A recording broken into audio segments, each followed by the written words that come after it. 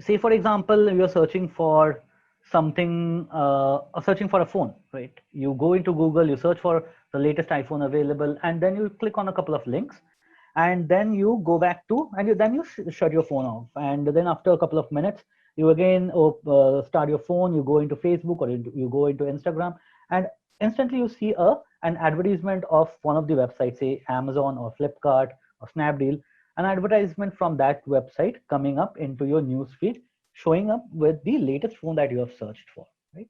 So that all these four examples are have must have happened to us at one point of it, or in time, or the other, right?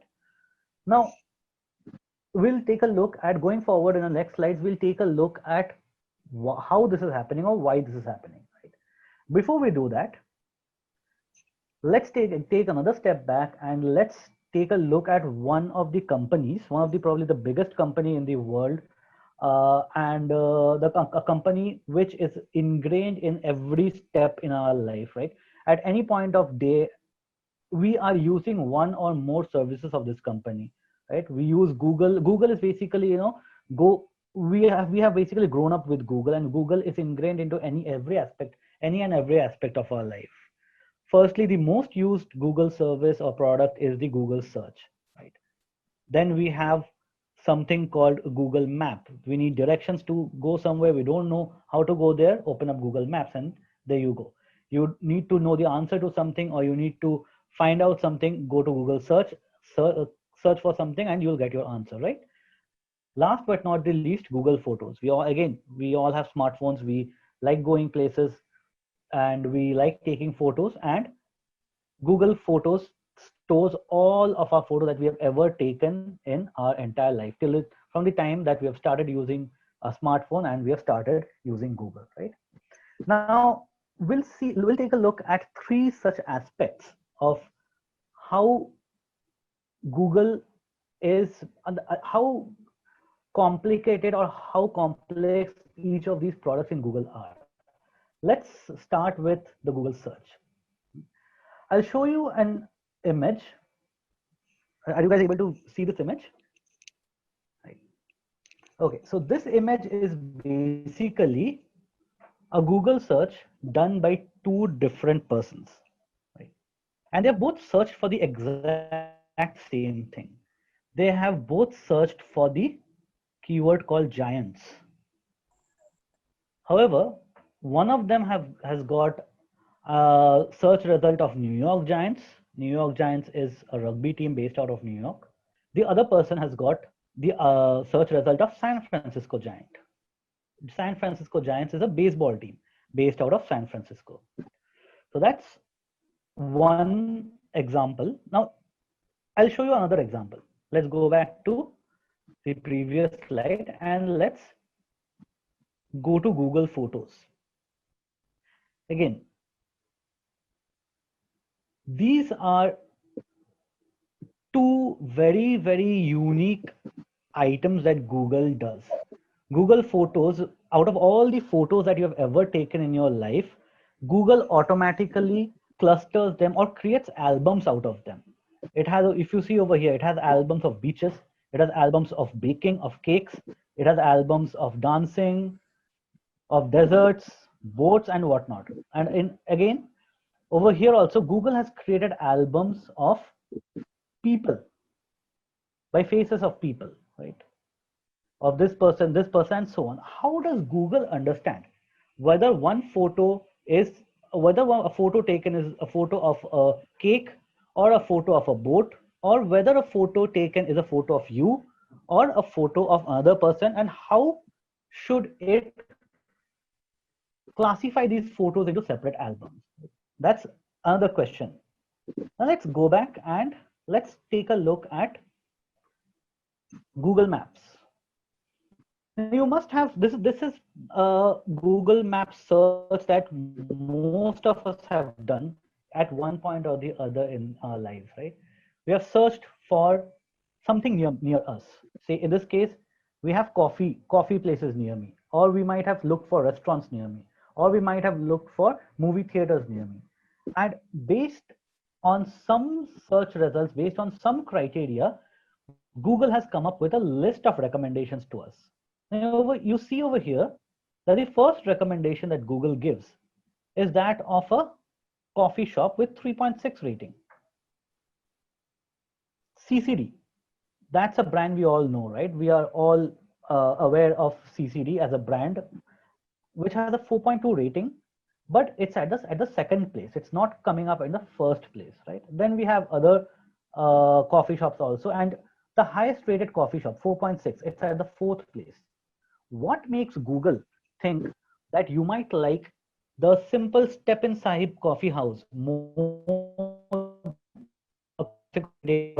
even more than the highest rated coffee place in that locality? So these three things, they have one thing in common, and that is called machine learning.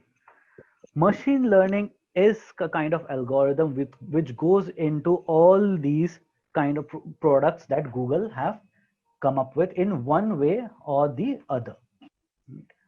So what is machine learning? Before we go into the actual definition of machine learning, we, like, all of us must have heard this term somewhere or the others, right? It's there in job descriptions nowadays. It's there in advertisements. Most of it is there in advertisements, where companies claim that their products are built with the power of artificial intelligence and machine learning, that their smartphones are the smartest around, that their smart TVs or smart gadgets are ingrained with machine learning technologies, artificial intelligence technologies. Can somebody from the audience come up and actually, like, share with us what is their understanding of machine learning?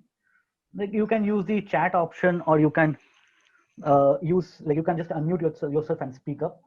I'll just wait for a second for you guys. Thanks. So anybody else? Okay, I have a couple of answers on the chat. So one answer is that machine itself learns something and reacts like human. Second answer is machine learns through experience, that is historical data. And another answer is machine learning is making a machine learn from experiences, that is, the experiences being the data that we generate. These three are very good answers, and that is exactly what we are going to take a look at in the next slide. So there's a quote that I want to show you guys before we go further. A great personality had once said that insanity is basically doing the same thing over and over again and expecting different results. But that is exactly what machine learning is. Machine learning is basically providing a ton of knowledge or ton of data to a machine so that it studies it, it reads it, it becomes familiar with it.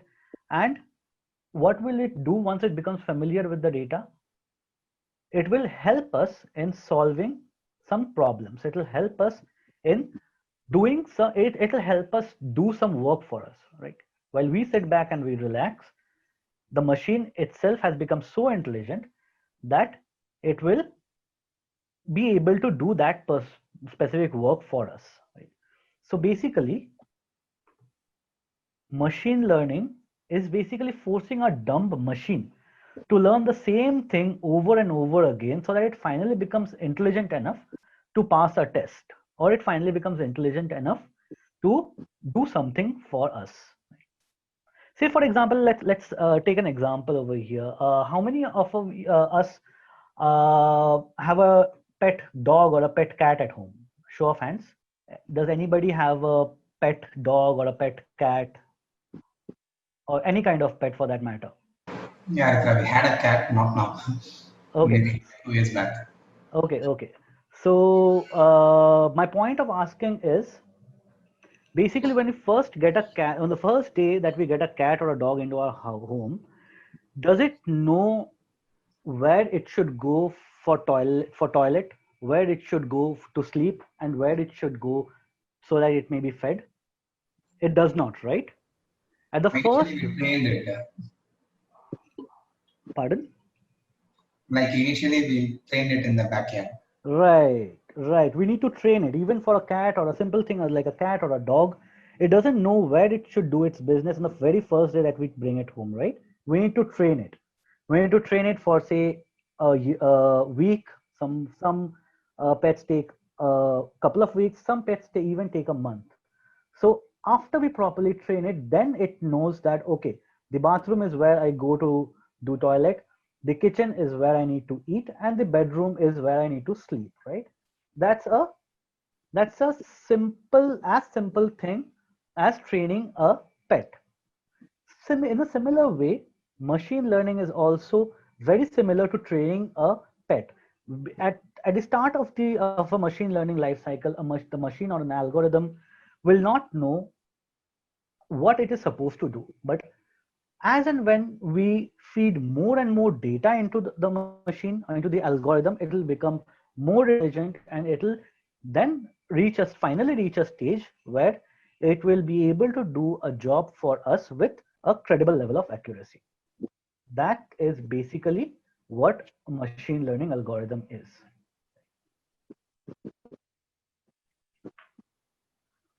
Okay. I'll just take a look at the chat. I think we have a couple of questions over here. What is the difference between deep learning and machine learning? And I see a couple of answers have already been provided. So deep learning is, yes, it's a slightly more advanced form of machine learning. And yeah, the second answer is deep learning consists of feature extraction and training.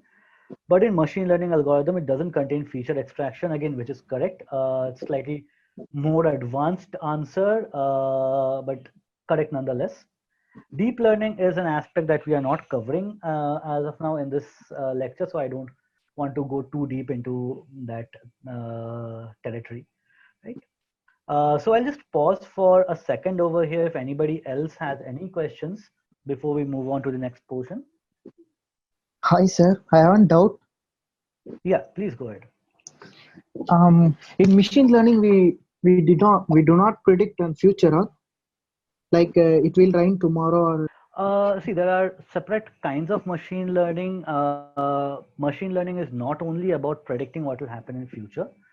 There are basically two kinds of machine learning. One is called an unsupervised machine learning, and the other one is called supervised machine learning. Supervised machine learning is again of two kinds, where one is called classification and the other one is called regression.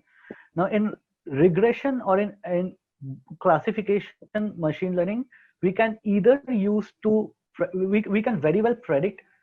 We can either classify any new data coming in, or through classification algorithms, or in case of regression algorithms, there is a kind of regression algorithm which can help us predict the future values as well.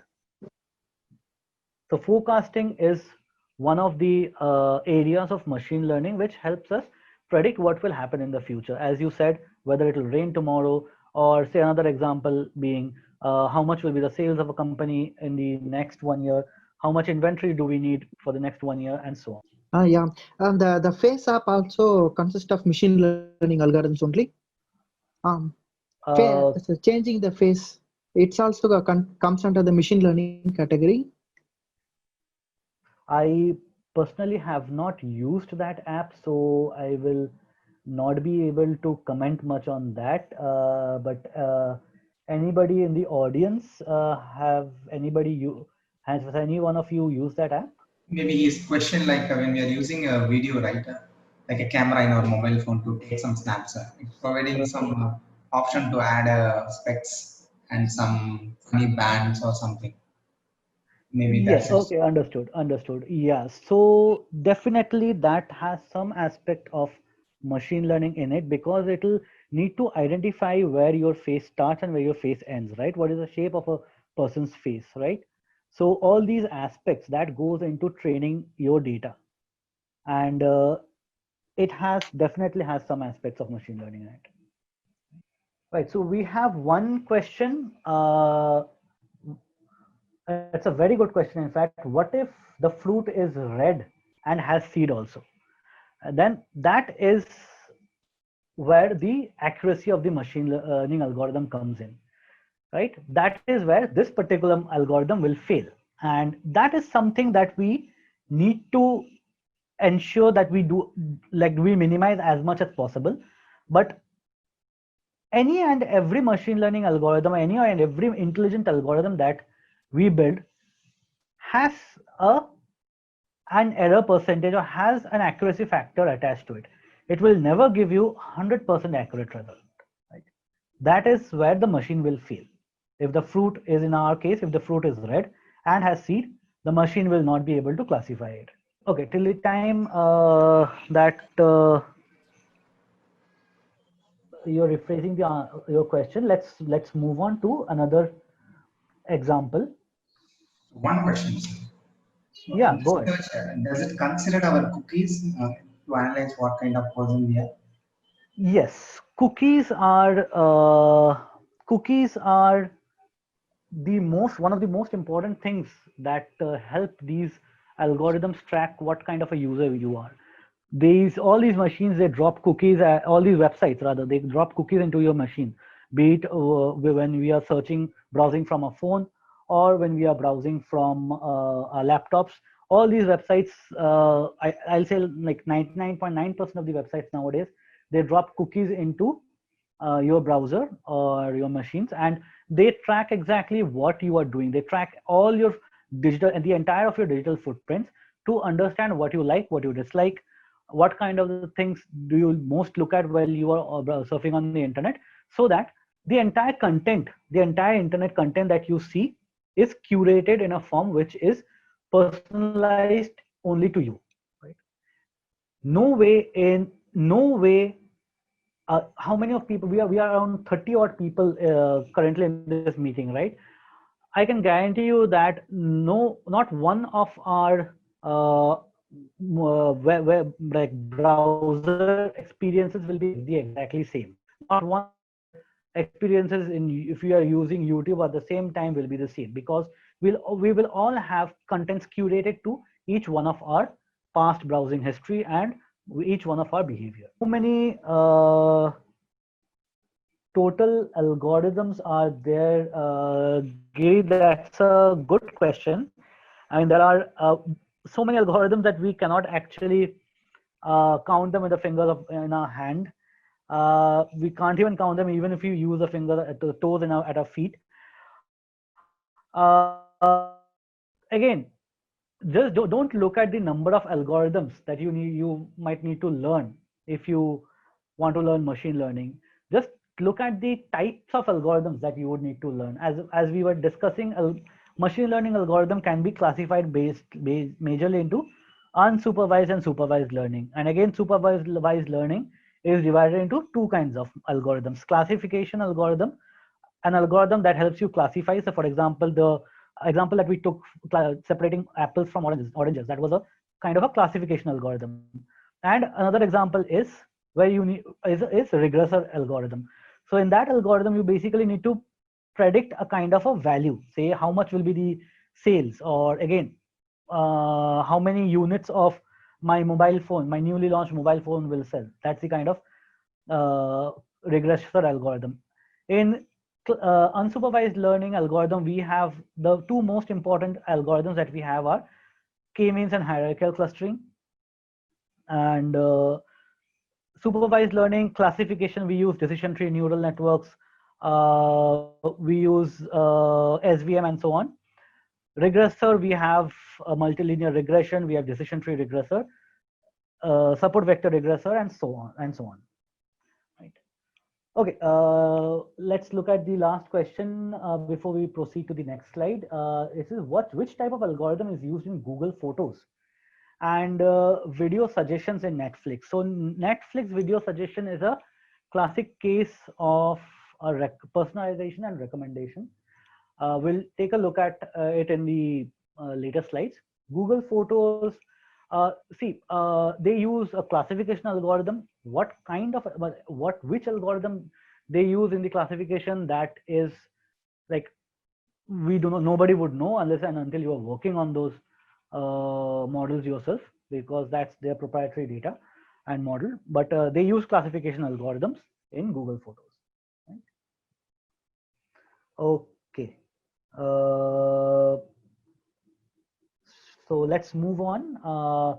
Actually, I was going to take up the Google Photos example next. So Giri, thank you for your question. In these two examples, the one that we saw, any idea? So we discussed how the search engine results, the search results differ for Google search, right? Can somebody tell us how exactly does Google classify photos in its Google albums? How does it know that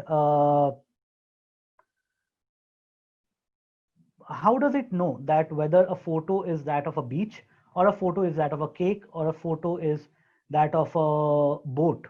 Or how does it know that a photo which contains you is actually your photo, and a photo which in which your friend is there is actually your friend's photo? Any idea how Google, I already told you it's a classification algorithm, but how does Google know? Because I mean, there are millions and millions of photos and videos out there, right? In Google's servers. How does it so successfully classify each? Okay, we have a lot of answers: face recognition, image recognition. It is fed a lot of data about, let's say, cakes. Thus it can identify which photo contains cakes based on location and time. Yes, location and time is also used.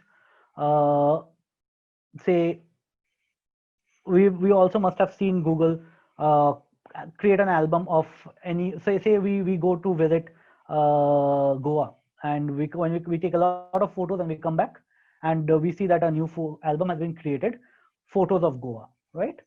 So it definitely uses location and time as well. But what is the, like, I see, I'm getting all these answers, right? Like TensorFlow, shape identification, image identification. What I'm actually looking for is, okay, I understand that all these high funda algorithms are being used, but how is the machine trained, or how is the algorithm trained? Okay, we have another answer. If the larger portion of an image is of a bluish reflective shade, it could be a river or a sea. If the larger portion of an image is resembling some other food items that has already been fed, it might be food. Again, my question is, how will Google know that the sea is blue? And how will Google know that an object is there to be eaten, that an object is a cake or a food? Right? Okay. Previous data, okay. It has been taught, so how has it been taught? That's my question. Okay, let me answer. Like, go to the answer I was looking for. Have you seen this? Has Google come up to you and asked for this anytime in the past? Has anybody come across this particular screen, the one at the bottom? Yes, right. What is it? Yes, that's right. Google is collecting data, is asking for us to differentiate. Basically, Google is, again, correct, labeling the data. Google is using us. Google is basically using us to train its machine learning algorithms.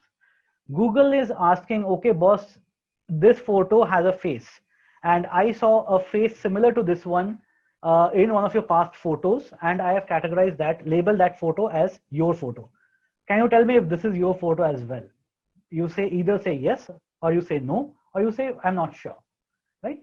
So what are you doing as a user? You are basically helping Google train their image classification algorithm, right? Okay, a very, very good question. uh, I had you read my mind cards, I had the same uh, thing in the next slide. Do you guys have you guys come across this particular page? Anybody come across this particular page while browsing, either on your laptop or on your mobile?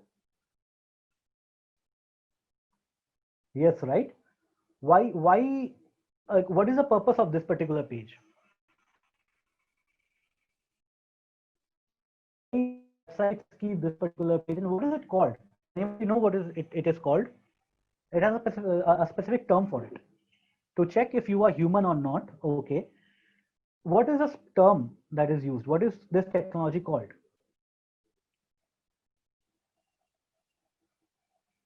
No, I'm not asking if this is labeling or not. What is this technology called?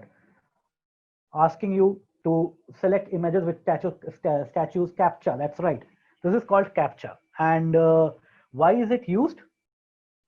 It's used so that to check whether you are a robot or not, right? Let me burst your bubble.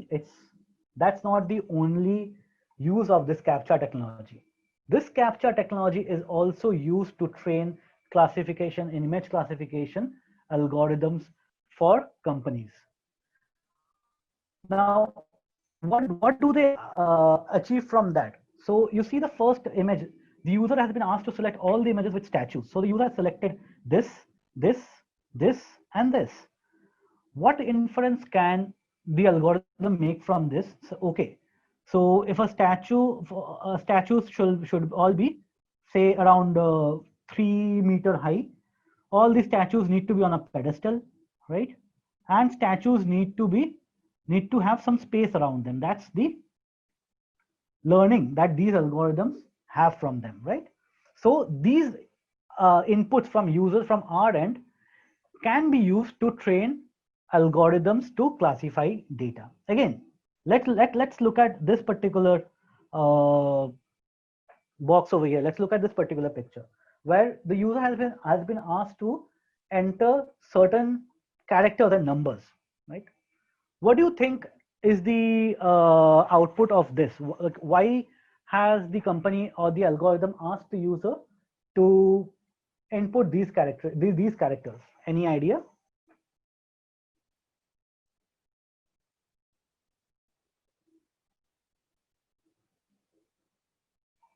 So we spoke about how the images classification works to understand letter and numbers. Very good.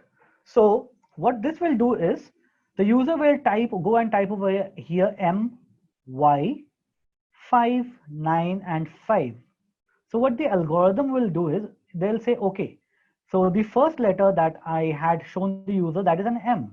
Second one is Y. So in this way, it will be able to convert all images, all text from images into a particular written document, right? So that again comes in is a special case of image classification, right? So that is what these companies have been doing till now. Not only Google, but a lot of companies do these. They use us human beings or us users to help train their machine learning or their AI, whatever you call it, AI models, right? So how do you guys feel about it? Do you guys feel being used, or do you guys feel bad that Google or these other companies are doing it? Or do you think that it's necessary and it's a good thing that they're doing it?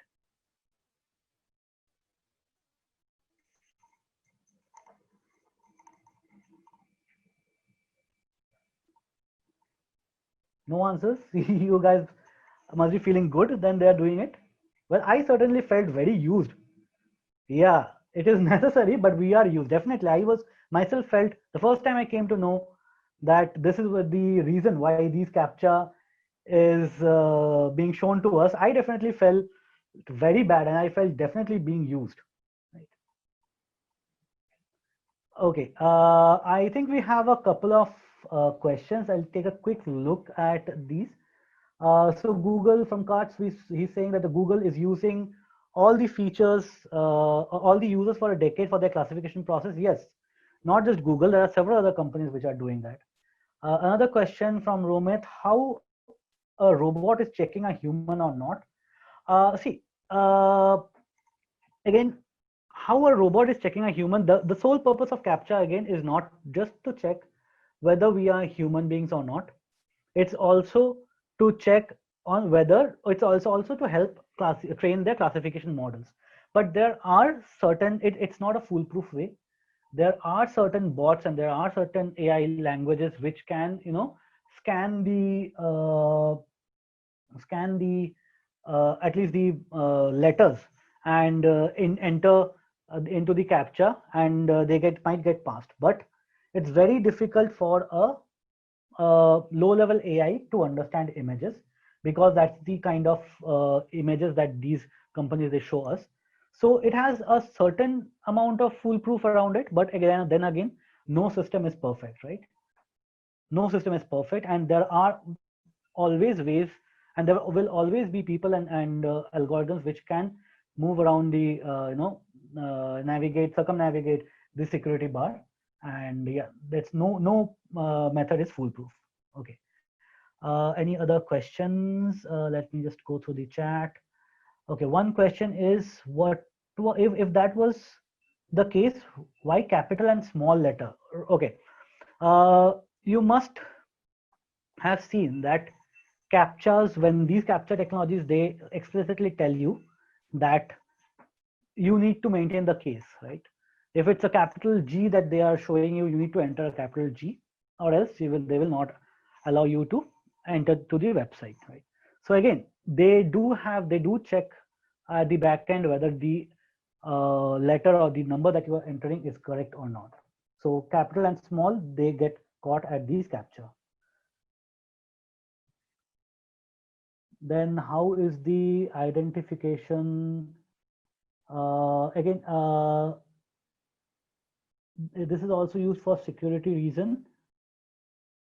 Again, yeah, security reason, definitely, to stop bot activity. This had actually come up to stop bot activity from the websites, right?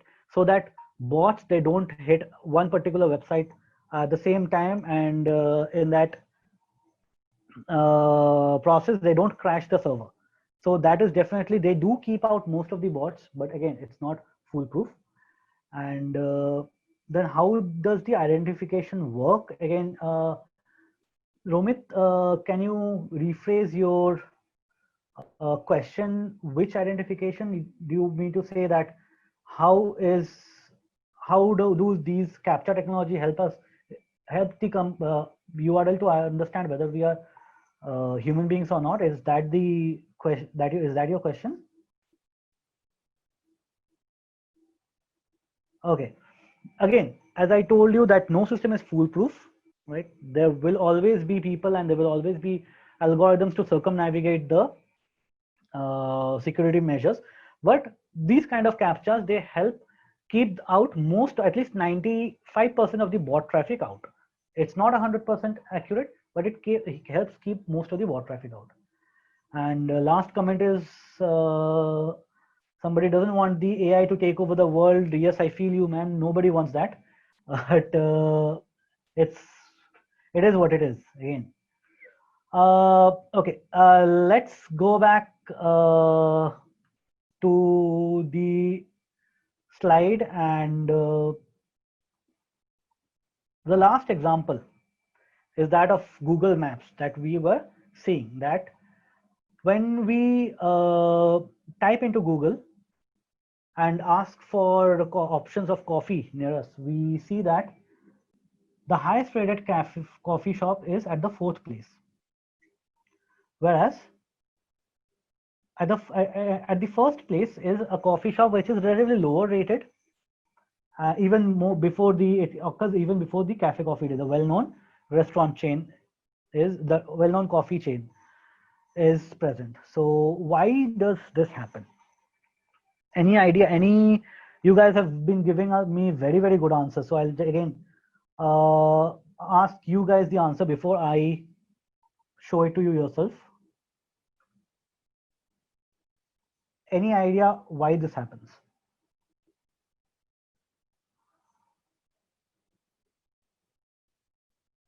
Why is the highest rated coffee shop around the area been shown at the 4th place, and at the top we have a relatively lesser known coffee shop? Location, preference. Okay, bang on. Advertisement. Yes, that is also true. That happens. Nearest location, of how often he visited. Very good answers. All of these answers are absolutely bang on. They basically, it reacts to how you have, it basically reacts to what kind of a person you are.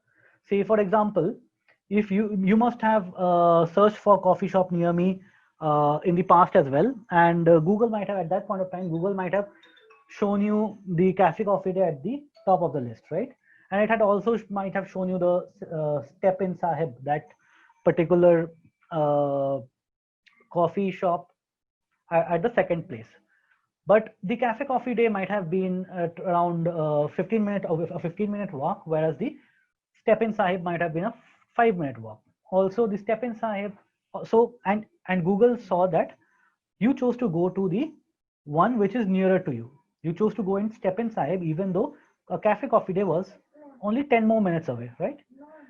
And then after coming out, you rated the coffee shop very highly, and you mentioned that the filter coffee they serve over here is amazing. So what is the inference that Google has drawn from here? Number one, you don't like to walk very far for your coffee. You prefer nearby places. And number two is your preference. You might like filter coffee more than gourmet coffee.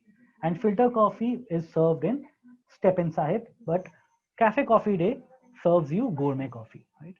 So these are very, very simple things that Google uses to personalize your search results, personalize how you use their products, and so that you feel well connected to the product, you feel well connected to the service, and at every point of time you go back to using that, right? So that is how machine learning is currently being used. So okay, let's go back and let's see a couple of more machine learning use cases. Now I will show you the logos of a few apps that, or a few services that, or a few platforms I should say, that all of us are familiar with, right? I will show you around 5 logos. The first logo, any guesses which company it belongs to?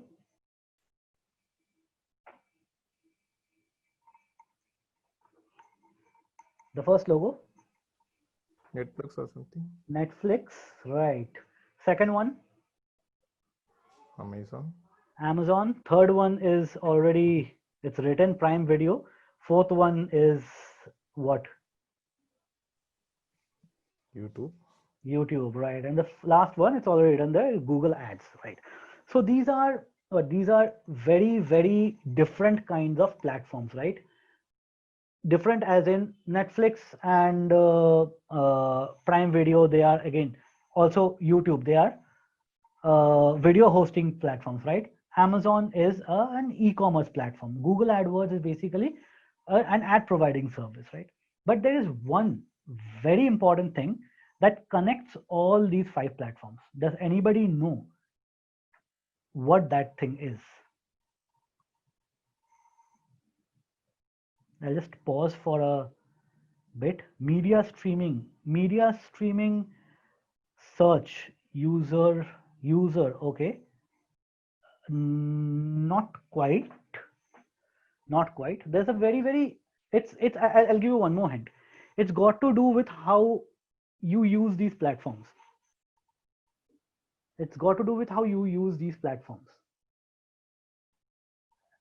Any guesses? Authenticity. User-based search. We're getting closer. Okay, I'll wait for one last answer before I reveal the surprise. So user-based search, that was the closest that we have gone to. Okay, I'll show the answer. The answer is personalization and recommendation. Anybody in the audience can throw some light on this before I go on for further? Does anybody know what is personalization and what is recommendation?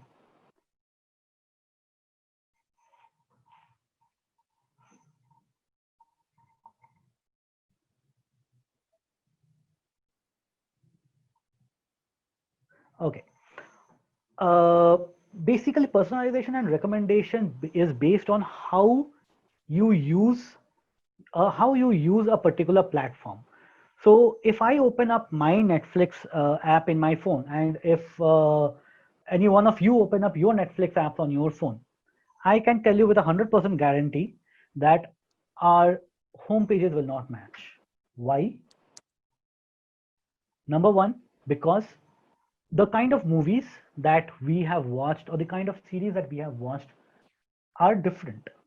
So based on that, Netflix will show us the rest of the content.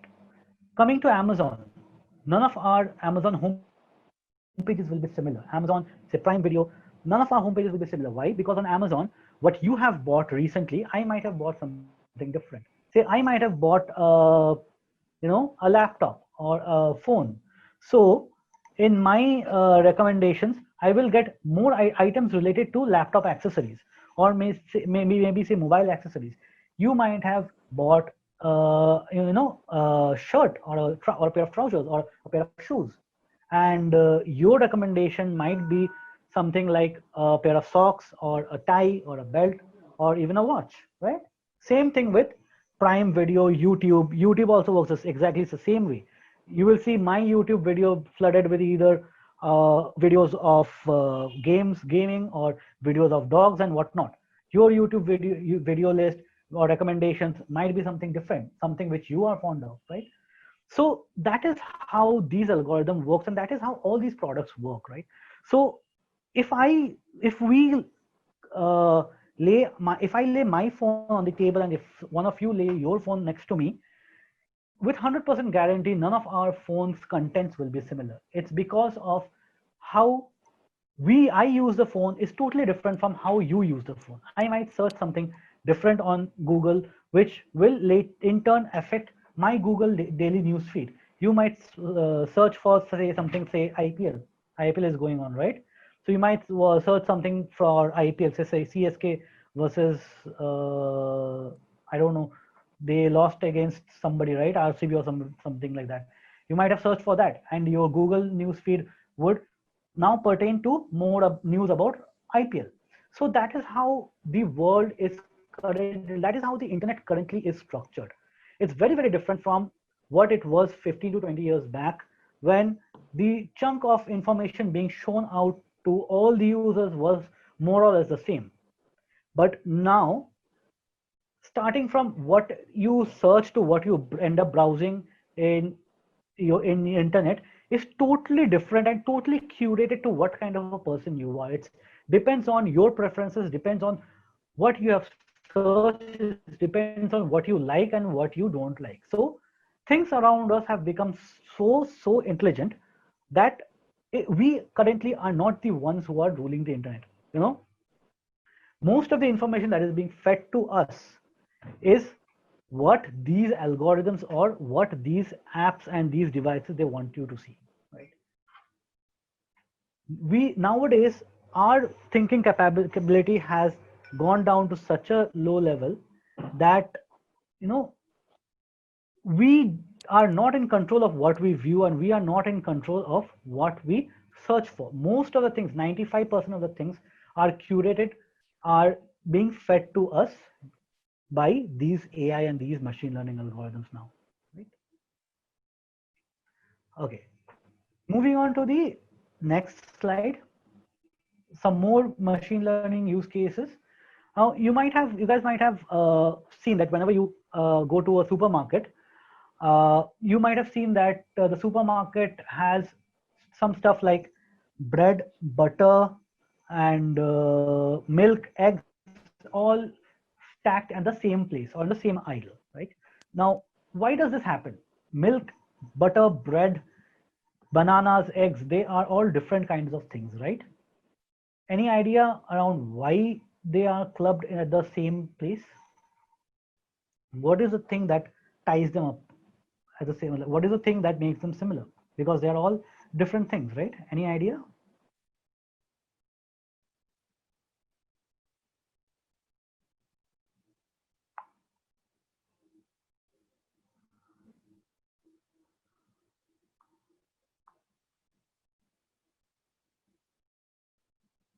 Any idea on what, why, like, what is the common thing between something like milk, bread, say eggs, bananas, cheese.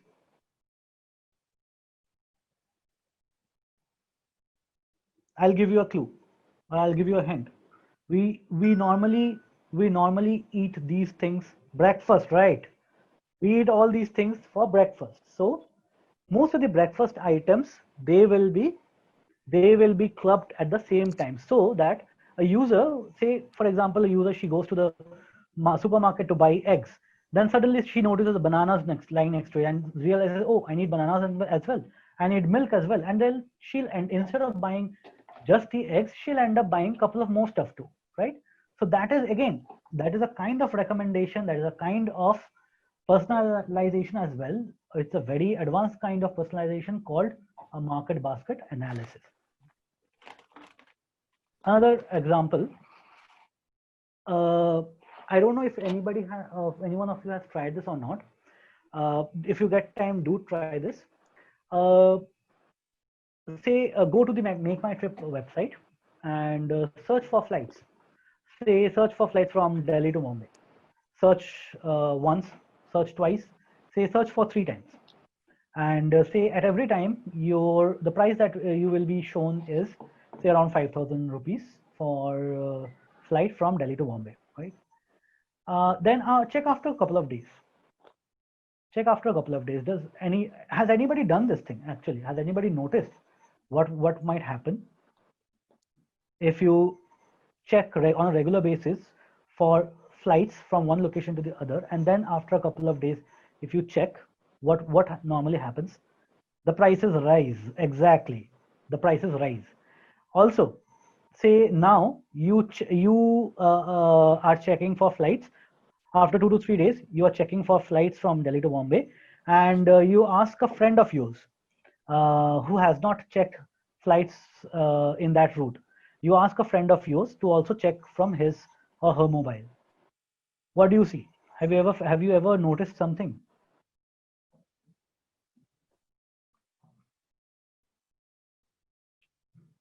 Right? Have you ever noticed something when you say checking a flight? You are checking, theirs will be lower than ours. That's right, and it happens in cab services as well. So why does this happen? This happens because, first and foremost, the algorithm understands that, okay, this person is searching for flights, and this person is, eager to travel from this place to that place. So he might not be getting the exact. He has not booked his ticket yet. So but he is likely to book. So let's raise the prices up a little bit. Also, uh, two people searching for flights at the same time, but they get different results. That also might happen. That happens because the machine learns about you as Mhm. the machine basically learns about you as a user, and based on your history, based on your past purchases, based on the recency of your purchases, they will show one kind of price to you, and they will show another kind of price to another person, right? So this is also a case of something we call a customer segmentation, right? Okay. So we will quickly take a couple of minutes break over here before we move to the next slide. And say in that 5 minutes break, we'll take up a couple of questions. So guys, please feel free to ping any questions in the chat section, or please feel free to ask them directly. So we'll take around 5 minutes break over here. Okay, so we have one question, how personalization and recommendation works when we are working on a public computer where multiple users are using. So again, if you are talking about something, say web cafe, where one machine is being used for multiple users, in that case, again, see, personalization happens not at a machine level, but it happens rather at an account level, right? So basically, the cookies, these algorithms used to track you, is basically attached to your user ID. It's basically attached to your user. So if you are logging in to your Google account or some other accounts uh, using a public computer, then they will again ask you whether you accept their cookie policy or not. If yes, they'll drop a cookie and they'll be able to track you from that computer. But if you are not logging in, if you are not logging into your account, then they will not be able to track you. So unless it doesn't occur in a at a machine level, rather it occurs at a account level. Rather it occurs at a user level. Right? So does that answer your question?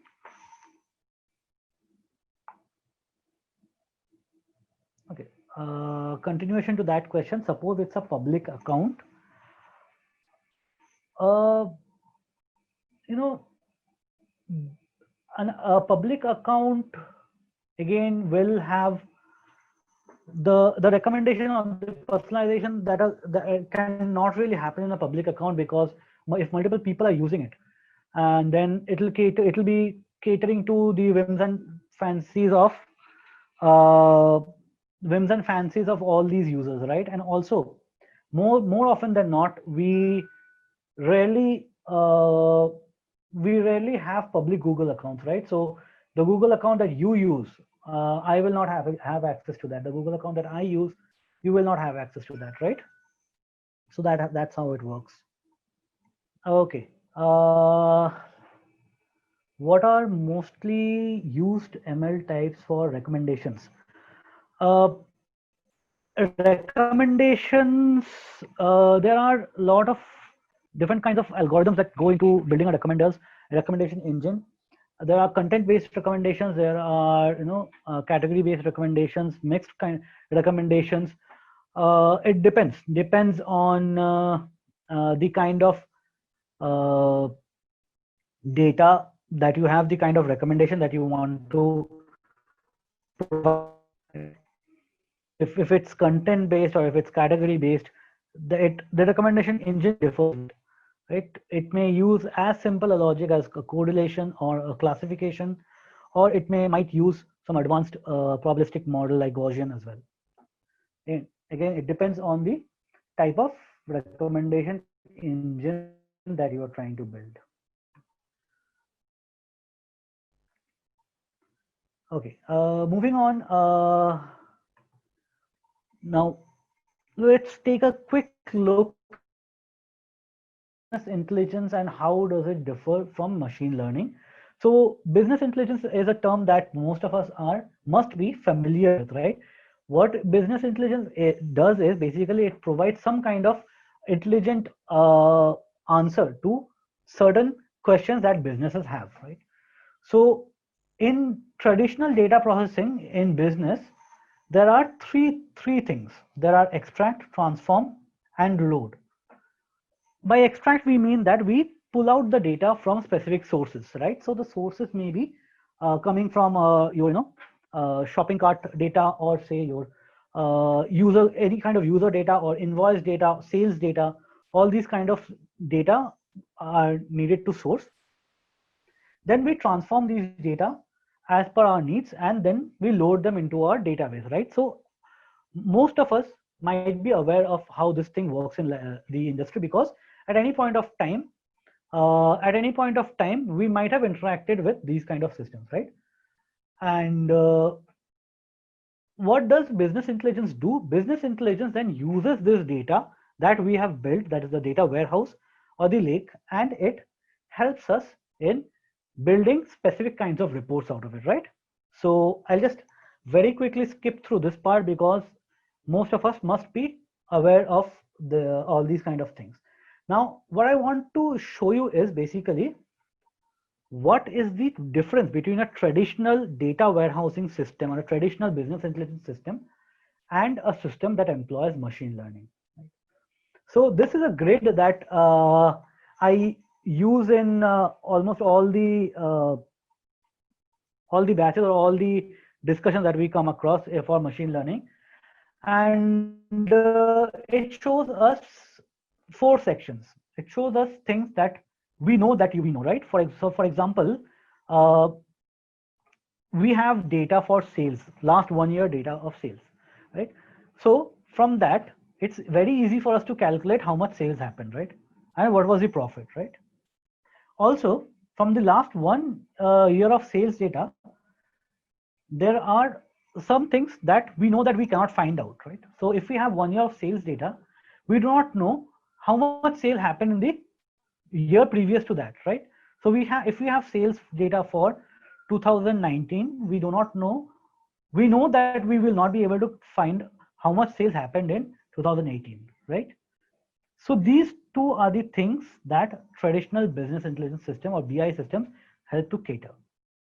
What machine learning helps us is, machine learning helps us unravel things which we don't know that we know, right? So from the data at hand, from the sales of 2019 sales at hand, we can also forecast the sales that might happen in 2020. But we did not know that, right? So that is one aspect of machine learning. That is one aspect where machine learning beats traditional data warehousing and traditional business intelligence. Another place is where we don't know that we don't know this. So for example, we don't know that using certain external data and using certain mechanisms, we can also understand how our competitors are doing, right? We have never tried doing that before, but using certain kind of data collection and data accumulation, certain kind of machine learning algorithms, we can reach that level of understanding as well, right? So basically, the difference between a traditional business intelligence system and a machine learning or an intelligent system is how we report the data. Normal business intelligence systems, they just manage the data and they the business. They are basically helpful in answering questions like what happened or where did it happen. But machine learning algorithms, they help us answer business questions like, they help us answer business questions like, just a second, something is wrong with, yeah, okay. Machine learning systems help us answer business questions like, how did this happen or why did this happen? So basically, we add a small section called insight generation before we report it to the business, right? Now, coming to this, why should we learn machine learning, right? What is the what is the importance of the buzzword machine learning? Now, why should we be aware, or why should you be, as a industry candidate, why should you be interested in the term machine learning? That is because currently data is everywhere. Over 2.5 quintillion bytes of data are being generated per day. Now, if I talk of quintillion is basically 10 to the power 18. That's 18 zeros after 1, right? So that's how much data is being generated per day. And on an average, close to 1.7 MB per second of data is being generated per person is being. Data is coming in such volume, velocity, and variety that we need big data platforms to store these kind of data. That is, we need advanced systems to store these kind of data, and we also have these kind of systems to help us store the data. Right? Moving to the next slide. Now, how is data being generated? This you must all be our smart houses, smart cars, and through social media. So all of so we spent nearly around time in a smart, right? On our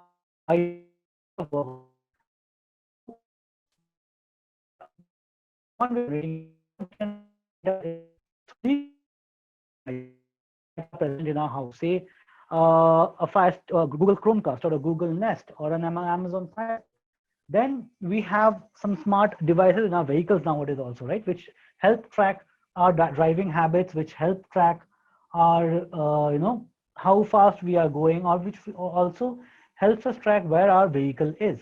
And last but not the least, we a large amount of data is being generated through social media platforms. Now, how much data is being generated by social media? I'll just give you a rough number. Facebook,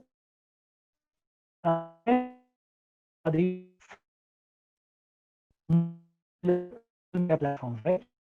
Facebook on average generates over 2 billion contents.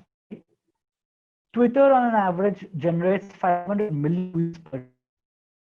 LinkedIn on average generates over million photos per day. Instagram generates over 50 million photos per day, and LinkedIn on an average has over 120 million user activities per day. That is how much data is being generated at a daily level. And what kind of data are being collected from?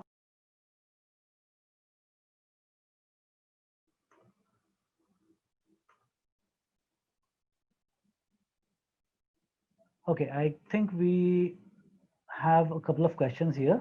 If I were to search in Amazon, I get recommendations on Facebook and Instagram. Is this also machine learning? If then, how does Amazon data get into FB? Okay, so again, Facebook, Google, all these platforms, they drop cookies into your browser, right? So any and every kind of activity that you do on the web, the cookies are able to track your activities, right? And that is how they get to know. That is how Facebook gets to know what kind of products you are looking for in Amazon. Also, most of these systems, they talk to each other, right? Facebook data, Facebook shares the data with Facebook shares the data with Google, Facebook shares the data with Amazon, and so on. Also, sometimes these kind of ads that you see are basically these kind of recommendations that you see are basically come in the form of advertisements, right? So say if you search for a laptop in Amazon but you don't end up buying it, right? Facebook can track that, okay, Amazon can track that, okay, this guy is interested in a laptop but he did not buy.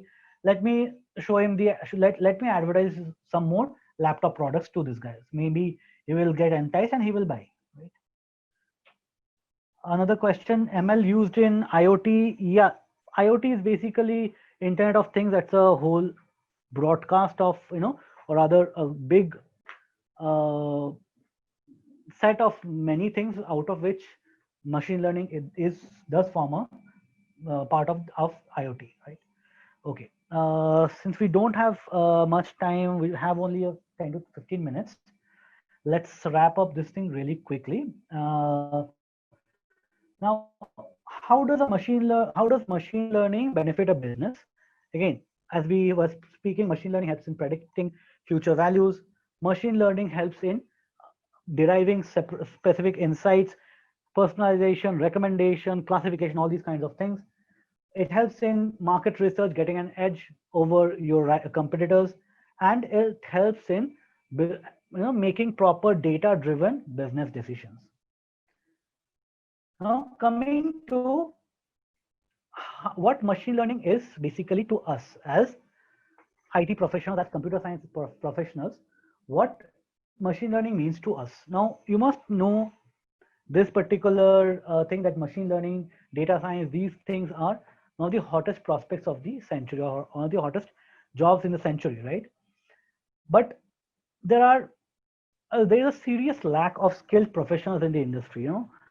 Machine learning has become so hyped that many people, they often add the skill to this particular skill to their resume without having specific knowledge about it, and then then they start working in the industry, but then eventually they are not able to deliver as much as they are expected to. So there is a serious lack of skilled professionals, of skilled machine learning engineers in the industry, and that is why, due to the high demand, machine learning engineers or data scientists, they end up earning much more than the other their peers in the market, right? And machine learning also has opportunities across all domains and all sectors. It's not limited only to the IT sector, but machine learning is now being used across all sectors, be it digital marketing, be it e-commerce, be it finance or retail. Everywhere machine learning is being used. So we definitely need more skilled laborers or more skilled professionals. I should not say laborers, sorry. We need more skilled professionals in the industry who are skilled with statistics, who are skilled with Python, who are skilled with calculus or algebra, and who are skilled with algorithms to help businesses take this proper decision in the market, right? So along the same lines, how can we from Tamil Bhumi help you achieving your machine learning goals? Now we have a course, we have an online training catered only specific to machine learning, which is starting next month. And we have a specific few things which we are going to help you learn in this training. We have statistics and EDA, we have unsupervised and supervised machine learning algorithms, and we will teach you how to evaluate each of these algorithms and how to select which algorithm is best in each of these scenarios. And we'll also at the end, we'll wrap up with a capstone project, which is basically a live, where you will work basically on a live data set from the industry, right? So that you get your hands dirty, you understand what is in machine learning, and you are able to take the next leap, you are able to take an informed next leap on your journey. The most interesting things that provide to you in this training is we have free tutorials where you learn Python if you're not able. So the entire course is in the programming language that we use is Python. I think, And yeah, if you are not I- Python, is this better now? yes, now we can hear. Okay. Really sorry, but it's the internet is pretty unstable over here due to heavy rains. So again, apologies for the issues. So yeah, going back to where we were discussing. So as I was saying, the entire course is taught in Python. So if you don't know Python, that's not a problem. We have free tutorials of Python where you can learn and understand Python on your own, and we'll also help you. We'll also help you understand Python in more detail and depth. And apart from that, if you enjoyed all the little anecdotes and the little case studies that we had for you in today's session, then you will be in for a treat, because we have loads of more case studies and more scenarios to discuss with you, where machine learning is being used in a day-to-day basis, and we actually are using these techniques, but we don't even know that they are being used by machine learning, right? So with that in mind, we have a couple of alumni from our previous batches. We have Kesavan and we have Sadhvi with us, who are from our previous machine learning batch. And Kesavan, Sadhvi, are you guys there? Yeah, Rita, I'm here. Yeah, Hi, hi Ritra. Kesavan. Hi Sadhvi. Yeah, so thank you for joining. So Kesavan and Sadhvi are alumni from our previous batch, and I would request them to share their experience. They were also joined us as data science novices, and now after a certain period of time, that they have gone through data science, I would request them to, share their experience with the group as a whole. So, Kesavan, if you would like to go ahead. Yeah, yeah, Ritra. So no problem. Thanks for inviting me. So first, let me introduce myself. So I am Kesavan, working for DXC Technology. I have more than 10 plus years of experience in industry. So in my project, I have requirement like some automation I want to do. So when I was trying with Python, it was very difficult to do that. So I was did some Google. Then it was happened like I need to study machine learning. So even I was Google some other website. I came to know Tamil Bhumi was doing some courses. So I joined the data sciences bootcamp like this. Then it was very interesting, and I came to know I can fix my issue using this data science in my current project. So I have completed that courses. After that, I currently I'm preparing for deep learning and computer vision, NLP, all those things. So it was very interesting. For first 1 or 2 class, it may be the confusion. You people may not know what he is talking, and after 1 or 2 weeks, if you attend frequently, you came to know the entire core technology. What is Aritra want to explain to us? So you can keep on attend these classes, and if you have any doubt, you can ask next time during next time classes. It will help for you to understand what he is telling. So thank you, Aritra. That's it from my side. Thank you, Kesavan. Thank you for the warm words. Next, we also have Sadhvi with us. 1 minute, Aritra. Yeah, Aritra. Just hi, Kesav. This is Armugam actually. So Yeah, how are you? I'm doing good. Hope you too. Yeah, I'm also doing good. Thank you. Thanks for joining actually. So I just have a few questions. Like since you learned machine learning, Data science. how is it like whether what are the difficulties you faced and all, so that you can share it so that others can also get benefit. Yeah, actually, I was different technology. So all the terms what he is telling is totally different for me initially. Okay. So for example, I want to do some automation. Like we used to get couple of tickets. Actually, I was working for infrastructure technology. We used to get many tickets in our projects. So I am going to automate some auto close ticket. I want to automate some tickets need to be automatically closed. Okay. For that, we need to implement some machine learning technology. Okay.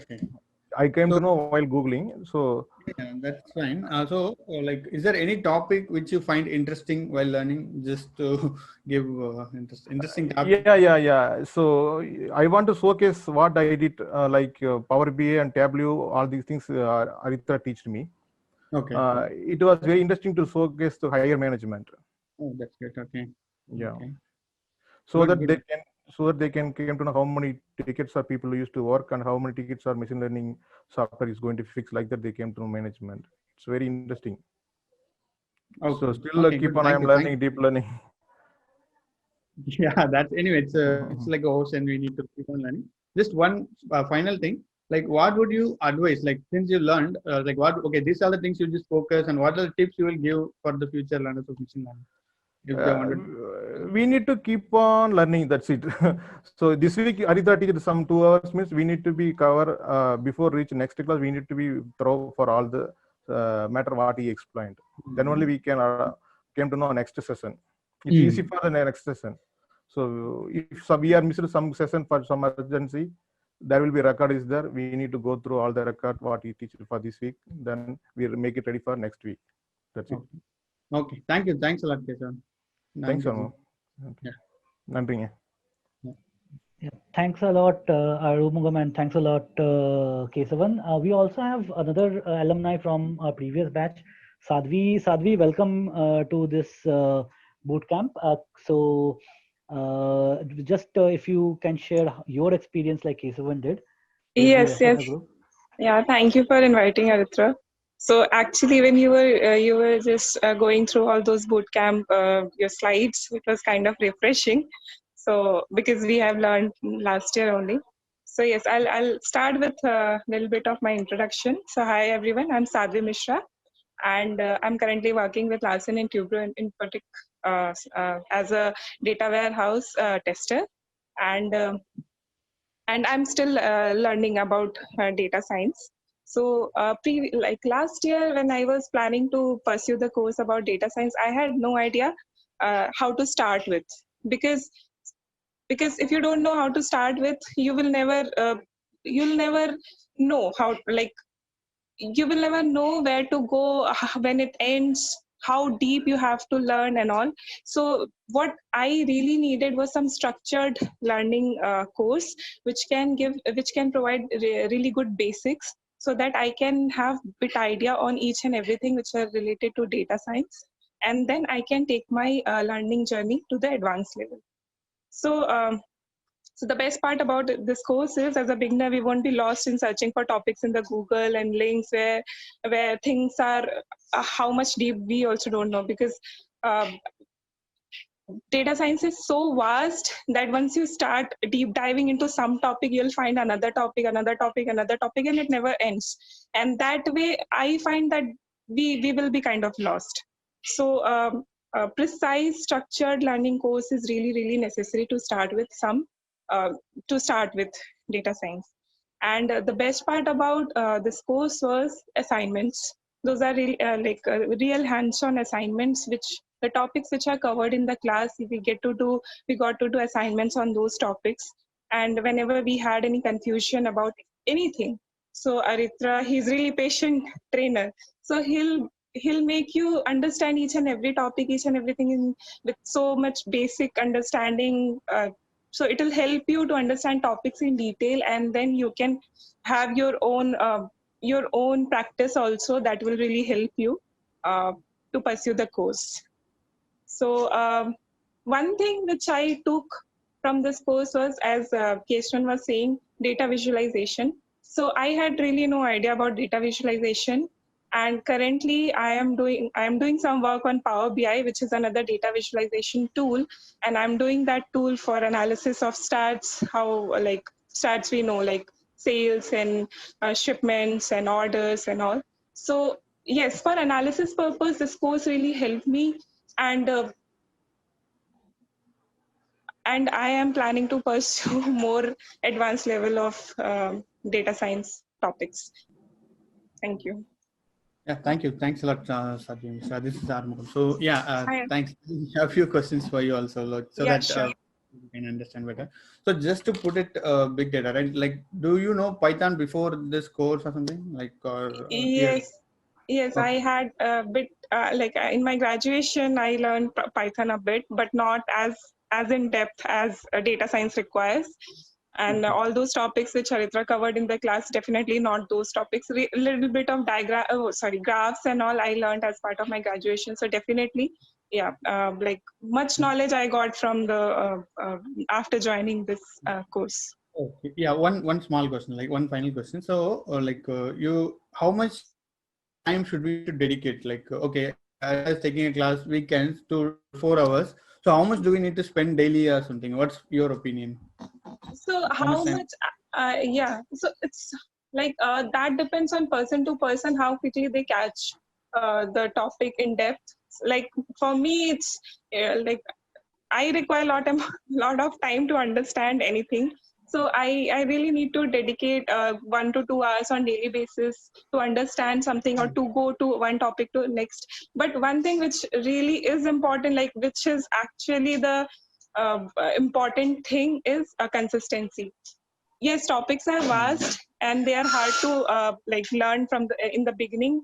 But if you are consistent, you'll definitely reach and definitely know a good. Uh, uh, you'll definitely have good idea about data science. And another thing is practice. Practice from Kaggle and from any other data science online project. So practice is really important other than learning. Yeah, thank you. Thanks a lot, Sadhu, for joining. Yeah, thank you. Thanks a lot, Sadhvi. Thanks a lot, Kesavan. It was an honor to have both of you back with us for this session. Does anybody else in the audience have any questions for Sadhvi or for Kesavan? I'm sorry, was that a question to Sadhvi and Kesavan, or was that a question to me? Anyone can answer. Okay. Okay. Sadhvi or Kesavan, one of you Do you want to take a stab at this? No, Arthur, you have to tell. Still, we are learning. I guess you are also still learning, right? That is Machine correct. learning, That is yeah. correct. It takes a very, very long time. So it takes a very, very long time to master any field, right? Even the greatest and greatest of minds of in our planet will not say know that will not say that they know everything. It's basically a journey, and every day or the other you get to know something. If you are invested in it, every day or the other you get to know something really, really interesting, something which you previously did not know.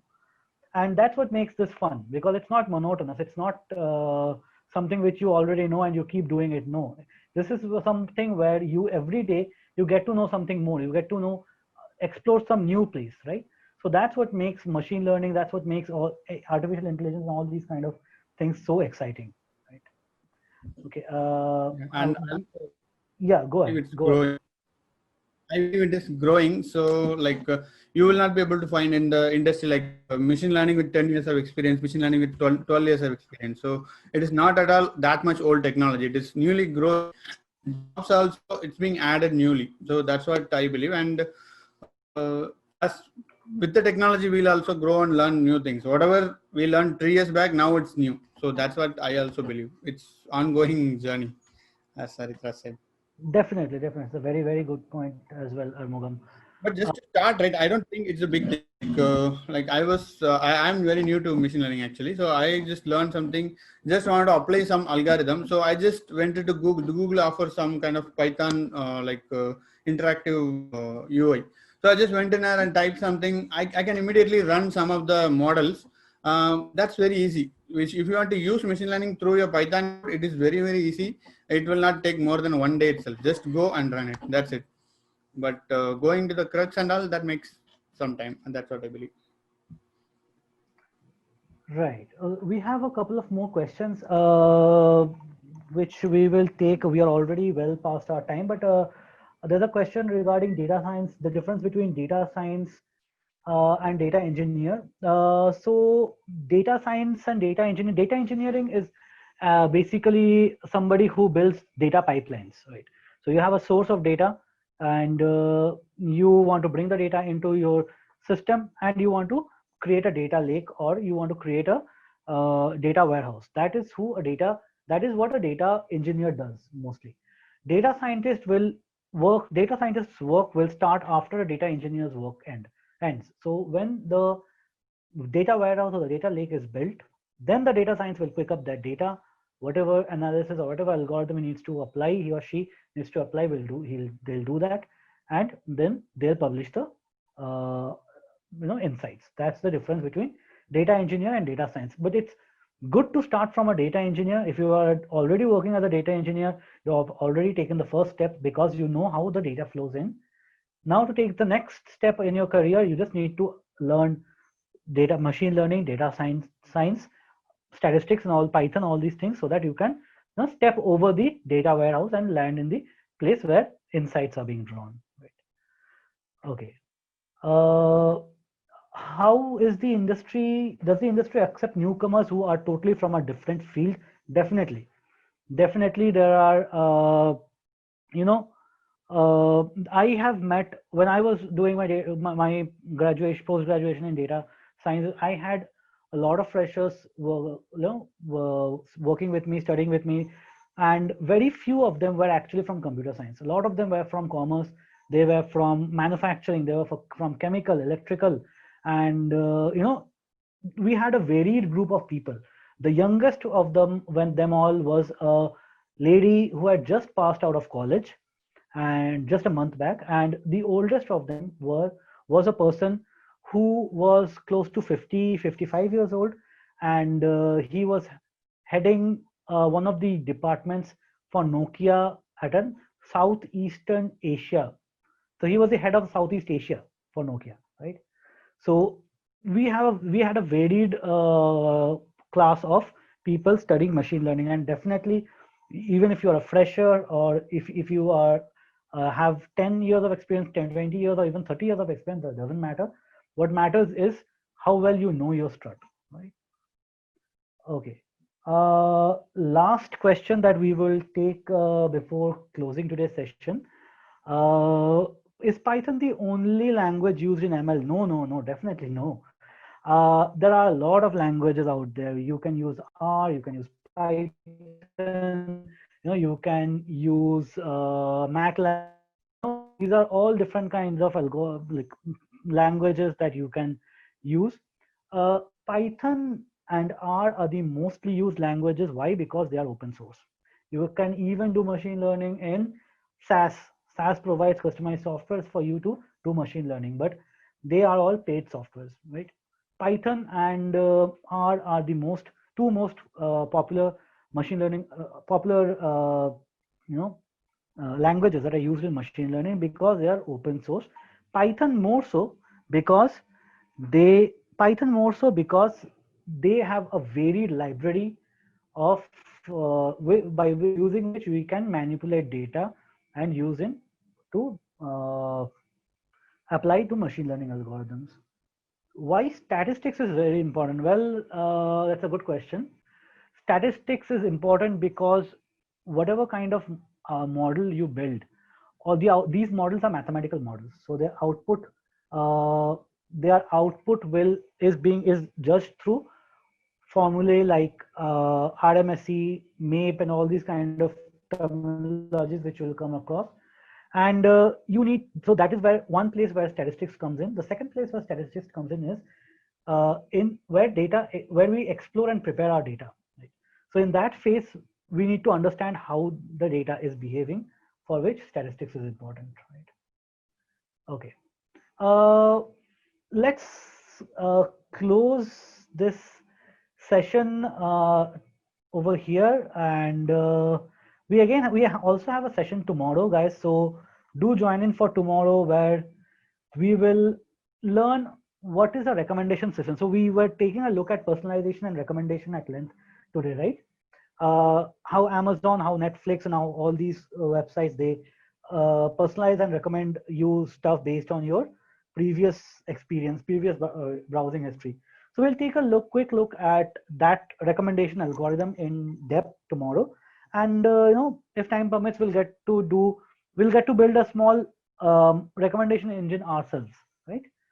So with that in mind, do join us back tomorrow, same time, same link, and till then, goodbye, and we'll see you guys tomorrow. And thank you all for joining. Thanks, Arman. Thank you, Aritra. Thank you all. Thanks, guys. Thank you.